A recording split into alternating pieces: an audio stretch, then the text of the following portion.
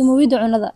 mararka qaar ma maqashaa in qof la dhahay wax buu cunay markaasuu horey gadaal u noqday ama in adiga kugu dhaca xataa waa laga yaabaa. Waxaa jirto wax loo yaqaano sumowida cunada. Sumowida waa xaalad halis ah haddii uu qofka si ugu dhaqsiya badan haddaan loo caawin waxay keeni kartaa inuu qofka miir daboolmo. Mararka qaarna qofka waxaa lagu caawin karaa xaafadda haddii biyo badan la siiyo kale xaafadda lagu caawin karaa. Marka maxay tahay calaamadaha aan ku aqoonsan karno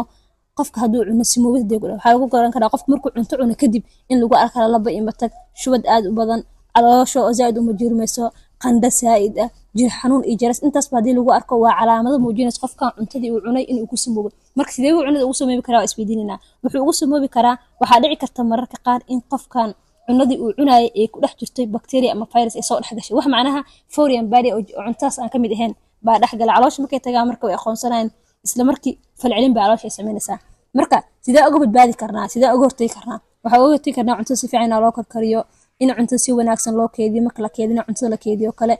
waxyaalaha keenaya in cunooyinka lagu samoobo waxay tahay in jaanis ay u helaan inay ku dhex noolaadaan cuntadaas cayayaanka ilma aragtay sida bakteeriyada fayraska gooryaanada taasoo keenaysa marka qofka inuu ku samoobo. Marka sidee looga hortagi karaa in mar walba aan ilaalino haddii marka qofka ay xaaladiisa ay saa'id ay noqoto oo matag iyo qandho iyo saa'id ay u daran tahana waxaa qasab ah in qofkii dhakhtar la geeyo.